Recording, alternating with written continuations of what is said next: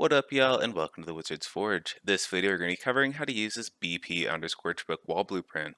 This wall can open up whenever the player gets near it, or whenever they trigger a series of switches, it'll open up the door. That being said, let's get started. To find the BP underscore trick wall blueprint, we're going to select gameplay, then we're going to select blueprint, then scroll down to trap. We're going to find this BP underscore trick wall, and then we'll drag and drop it into the level. If we play into our level, if we walk towards this trick wall, it'll automatically grab the player and then bring them to the other side. Then if we select the trick wall and go down to the details panel, there's going to be a couple options we can change. The first one is going to be this trap setting. So if we disable this and load into our level, now if we approach the door, it'll just open and not drag the player in. Then when we walk through the door, it'll automatically close and we won't be able to enter again. Then if we go back into the details panel, if we deselect one way, then if we walk close to the wall, it'll open the door, then it'll close, and then we can re-enter from the other direction.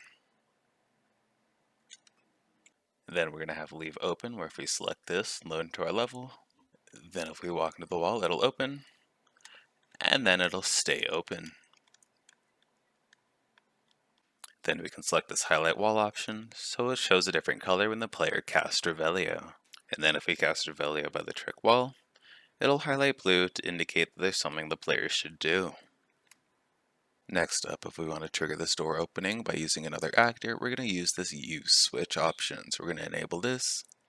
Then I'm going to bring in an actor to use. I'm going to find this at content, gameplay, blueprints, car and dungeon 2. And I'm going to use this BP Accio switch.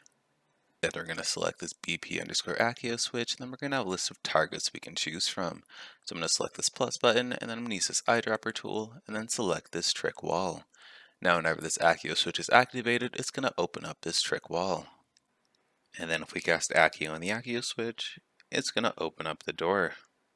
And we can also cast a Pulso, and then it'll close the door again.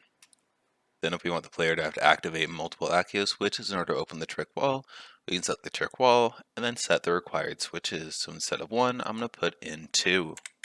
Then I'm going to duplicate the Accio switch, so I'm going to select the Accio switch, hold the Alt key, and then drag and drop to make a duplicate. Now since we duplicated this Accio switch, it's also going to have this BP underscore trick wall selected in the target. So since we switched this to required switches to 2, it's going to require both of these switches to be activated in order to open up the door.